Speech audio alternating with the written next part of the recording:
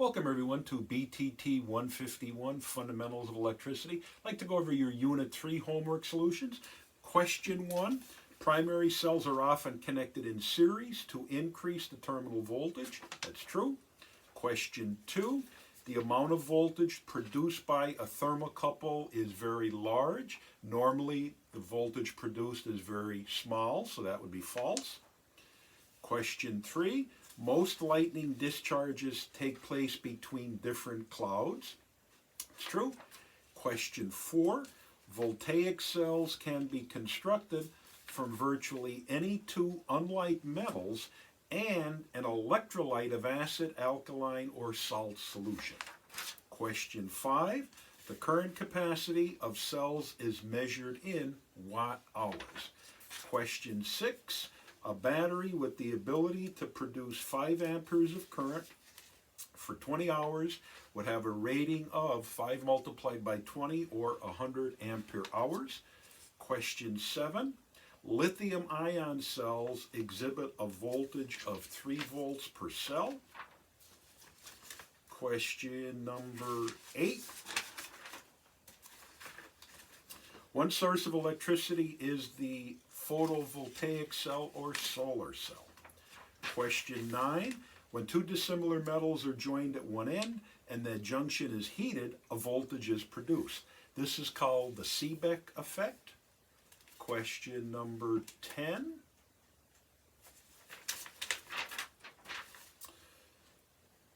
Lightning is without doubt the greatest display of static electricity.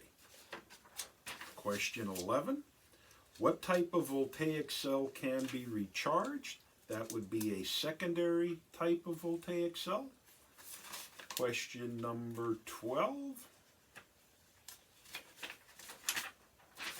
What determines the amount of voltage produced by a voltaic cell? The materials that they are manufactured from. Question number 13. 6 12-volt lead-acid batteries are rated 50 ampere hours each. If these batteries are connected in series, what is the output voltage and current rating for the connection? So always remember, with batteries or solar cells, in a series circuit, the voltages will add, the current remains the same. In a parallel circuit, the voltages will remain the same and the currents will add. So in this example, series connection, 6 12-volt batteries, 6 times 12 is 72 volts. Ampere hour rating remains the same at 50 ampere hours. Question 14. 6 12-volt lead-acid batteries are rated 50 ampere hours each. If these batteries are now connected in parallel, what's the output voltage and ampere hour rating for the connection? Parallel connection, voltage remains the same, 12 volts. This time the current changes, so 50 multiplied by 6 gives us 300 ampere hours. Question 15. What determines the amount of current a voltaic cell can produce? The area of the cell plates.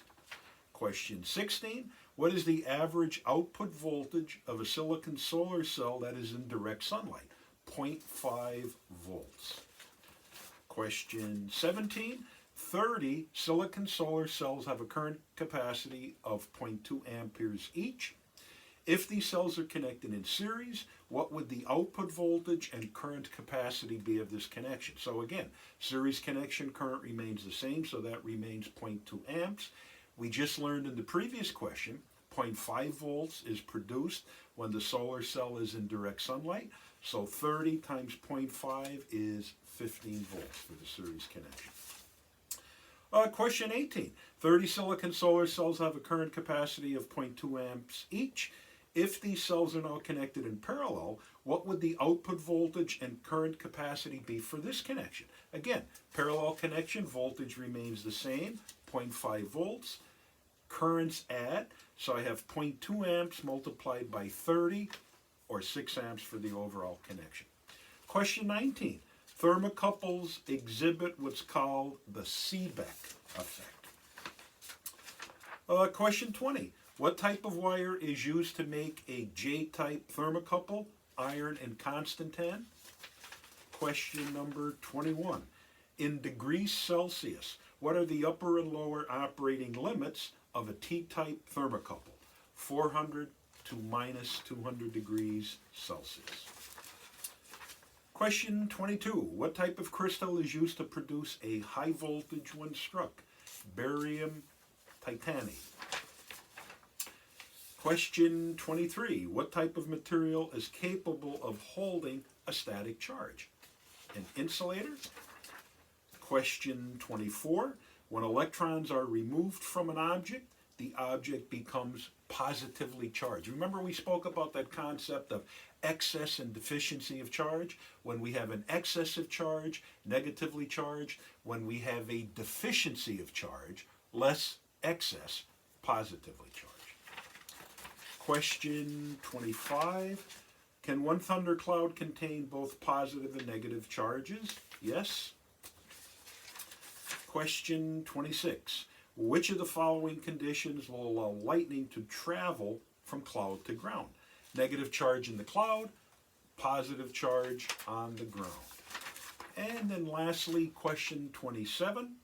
Where are you likely to find lightning arresters? On commercial power lines. Thank you.